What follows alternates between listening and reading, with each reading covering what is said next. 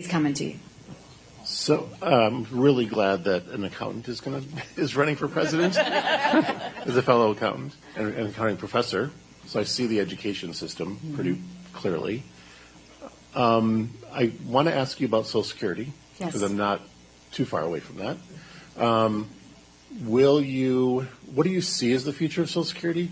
Will you veto any bill that cuts Social Security? So interesting, because that's another lie that Trump is saying, is he's saying that I would kill Social Security and Medicare. We would never do that. America always has to keep her promises. I am big on that. I think it's hugely important.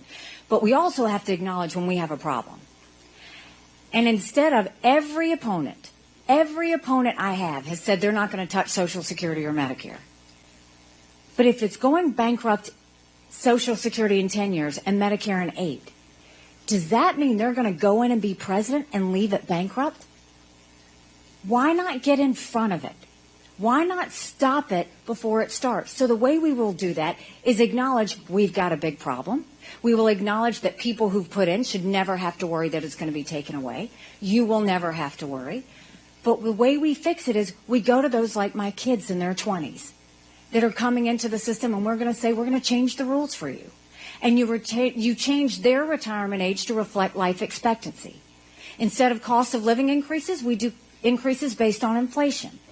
We limit benefits on the wealthy. And we expand Medicare Advantage plans, which seniors love, and create competition. If we get in front of this, one, you start fixing it, but two, you see exactly what you've got to deal with.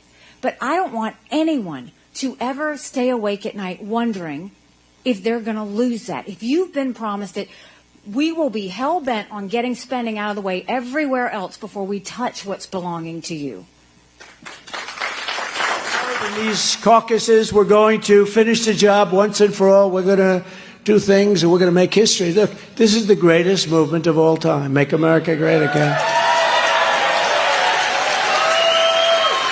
You know, we had a great election in 2016. We did much better in 2020. We got many millions more votes. We did, I tell people, what was the difference? They said, well, we did much better in 2020.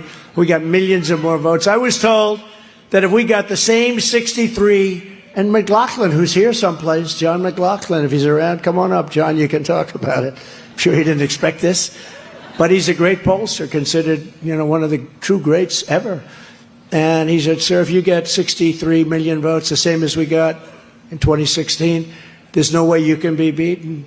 So we got 75 million votes. But that's what they say. But we got much more than that. That's what they say. So we got millions and millions more votes. And then they said, oh, we just lost by just a tiny bit, these people. And think of it. All those people are dead in Ukraine. It would have never happened. Dead in Israel would have never happened. Israel would have never been attacked. Ukraine would have never been attacked. We wouldn't have had inflation. China wouldn't be looking at Taiwan. They're thirsting for Taiwan. They wouldn't be thinking about it. North Korea was happy with me, and they're not happy right now. Together we've fought long and hard to rescue the Republican Party from the likes of Mitt Romney, Karl Rove, Paul Ryan, right? The wheelchair over the cliff, right? Paul Ryan, the wheelchair over the cliff. He was great. And there's no chance we're going to let them claw their way back into power with the establishment pawns like Ron DeSanctimonious and Nikki Haley. Or even worse, Joe Biden. Joe Biden is the worst. He's the worst president. He's the most corrupt president, and he's the most incompetent president. Other than that, I think he's doing quite a good job. Quite good. He's doing quite a good job, right? He's the most incompetent president we've ever had. And I say it, you could take the 10 worst presidents in history, add them up together, and they haven't done the damage to this country that this guy has done. Our country is dying, and this is no time to waste your vote on another establishment career politician. And, look, I say we have a very big lead over these people, but you just can't take a chance. You don't know. I mean, it's elections, and a lot of things happen with elections. We learned that. But they're not going to be able to carry the water, and there's a bad seat. When you get people in, how about Nikki? She'd go, I would never run against our president. He's the greatest president. He did a great job. He was a great president. I would never run. This goes on for 2 years. I'd never run against the president. Then one day I heard she's having a news conference. I'm going to be running for the presidency. She doesn't have what it takes. I will tell you that. I know her very well. Unlike every other candidate in this race with me, you know that in your heart I am the only one that puts America first. I put America first, and with God's help, I will get the job done like I did before.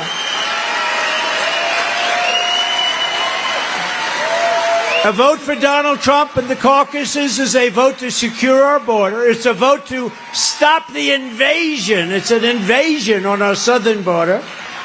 It's a vote to rescue our economy. It's a vote to reclaim our democracy from crooked Joe Biden and his criminal thugs that work with him. It's horrible. The people that work with him are horrible. What they've done with the election, I got more indictments than Al Capone. Did you ever hear of Al Capone? It's true. Alphonse Capone, the great Alphonse Capone. He was so nasty that if he had dinner with Mike Lindell and Mike smiled, that beautiful smile he's got, Al might think that it was a mocking type smile. Mike would be dead tomorrow morning. Nobody would know. Mike, it would be so painful. He's not into that. But I have worse than Al Capone, okay?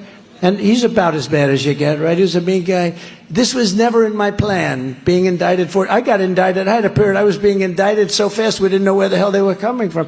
If I flew over, in my beautiful plane, I flew over a blue state, the next day I'd get served with a subpoena. But the good thing is probably I'm 25 points higher than I would have been. We would have won easily anyway, but we're in record stratosphere because people get it. People get it. They've weaponized the Justice Department, and they're a disgrace to the whole world. They're a disgrace. The whole world is watching, and they get it. This election is our last chance to save America. The battle begins in Iowa on January 15th, and Joe Biden's banana republic ends. We farm. And I also recently read today that you're a vegetarian. Is that correct? And this is like the third time I've gotten this question today. Yeah, and I was at another pizza ranch right before here. And I got the same question, so that's good stuff. I don't know whether. Yeah, I am vegetarian. That's true. Yeah. Is that working for you in Iowa? Yeah, things work just fine for me in Iowa, actually. Got that salad bar at the pizza ranch. I'm vegan. Yeah. And that's where the big muscles come from. Yeah, I'm just kidding. So my view is, and the beauty of this country is, I was part of the faith background I was raised in as a Hindu. My parents brought us up in a vegetarian household, and we stayed that way through our adulthood. But I'm not running for pastor. I'm running for president, and I swear an oath to the Constitution and keep it. The First Amendment comes first in the Bill of Rights. It says two things. You're free to worship freely, practice your religion. You're free to speak freely. But if you swear an oath to the Constitution, that means everybody else is also free to live out their purpose in this country without government interference as well. So for farmers, again, a lot of the regulations coming from those three-letter agencies, that's really what's, I think, impeding the work of a lot of farmers in this country.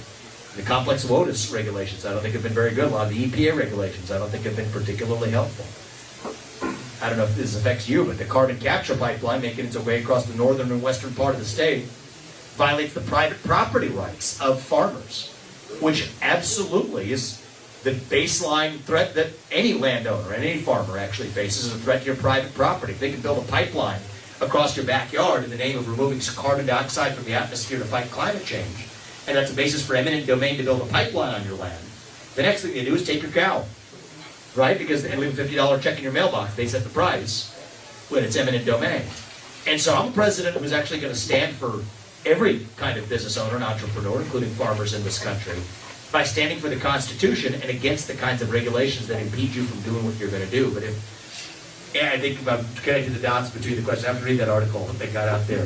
But if the question is, am I vegetarian, is that going to affect sort of my beliefs for animal farmers or farmers or otherwise who are raising livestock? The answer to that is no. It's not my choice to be able to say, just because I decided to make certain choices, that I'm going to impose that on anybody else, just as nobody else's choices are going to be imposed on me. We have freedom in this country, and we need a president who understands that. That's the oath that I take, is that it's to the Constitution. So I hope that addresses your question on that point. On the ethanol point, just to leave that. Okay, they're going to drag me out of here soon. On the ethanol point, so I believe that energy security is national security. And so the more energy production we have in the United States, the better. The reason I favor the